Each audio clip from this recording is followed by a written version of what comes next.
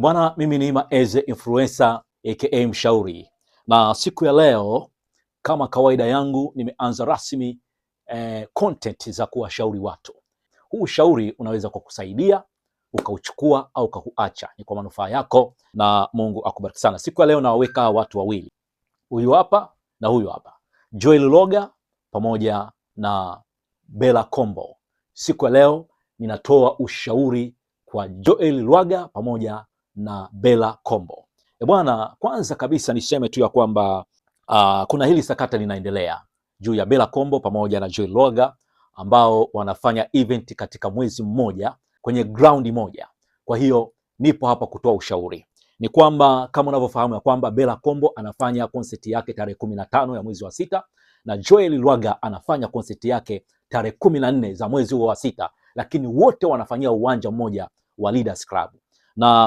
Na hii kitu imeleta mvutano mkubwa kati yao wawili, na jambo ambalo limepelekea wao kufikishana mpaka Baraza la Sanaa la Taifa BASATA.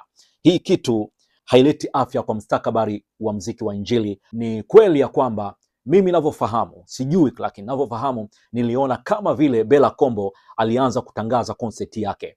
Bella Kombo alianza kutangaza concert yake ya tarehe 15 mwezi wa sita, lakini baadaye nimekuja kuona pia Joel Lwaga naye ameachilia kwamba concert yake ni tarehe 14 za mwezi wa sita huo, lakini cha ajabu wanafanyia uwanja mmoja. Kama Bella Kombo anafanya Jumapili tarehe 15 na Joel Lwaga anafanya tarehe 14 mwezi huo wa sita, maana yake wamepishana masaa.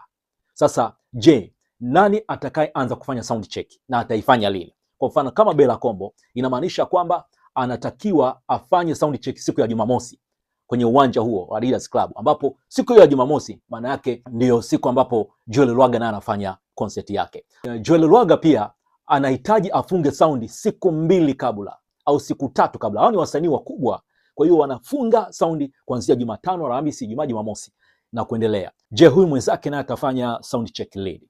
Kwa hiyo unaweza kuona mvutano uliopo kati ya Bella Kombo pamoja na Joel Lwaga ambao wanafanya concert zao the same ground, lakini tarehe wanapishana masaa. Moja ni Jumamosi, mwingine ni Jumapili, lakini katika uwanja wa mpira. Sasa stage atafungwa saa ngapi? Speaker atafungwa saa ngapi? Huyu akifunga atafungua saa ngapi na mwenzie afunge ili atumie kesho? Kwa hiyo ni jambo gumu sana ambalo linaleta mvutano mkubwa kati yao wawili, lakini niseme tu ya kwamba ushauri wangu kama Maeze Influencer aka Mshauri ni kumuomba mmoja wapo kati ya hawa asogeze mbele. Siku bado zipo, unaweza kuingia kwenye social media zako na nini na kuambia kwamba tumesogeza wiki mbele ili kuweza kufanya maandalizi vizuri. Kwa hiyo nani kati ya hawa, Bella Kombo au Joel Lwaga, nani aweze kusogeza mbele? Mimi ushauri wangu Maeze, ningeomba Joel Lwaga asogeze mbele. Wazungu wanasema ladies first. Kwa hiyo ungesogeza mbele Joel, mwache mdada huyu ambaye ni Bella Kombo afanye tarehe 15. Hii ya tarehe 14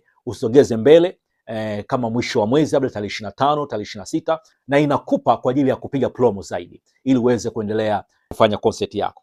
Kwa hiyo nimeona nitoe ushauri huo kwa sababu jambo hili limesababisha kwamba wao wenyewe kuweza kufikishana kwenye Baraza la Sanaa la Taifa BASATA kwa ajili ya kupata ushauri wao na miongozo nini kifanyike. Kwa hiyo kwa upande wa serikali najua wamefanya mambo yao, lakini kiroho kama watumishi wa Mungu hii haikai sawa, kwa sababu inapelekeana vita, hata kusalimiana mnapishana na nini, hamtaweza hata kukaa pamoja meza moja. Kwa hiyo niko hapa kukuomba sana Joel Lwaga, sogeza mbele, mwache sister Bella Kombo afanye hiyo concert yake, na wewe mwisho wa mwezi uweze kufanya. Inawezekana, yote inawezekana.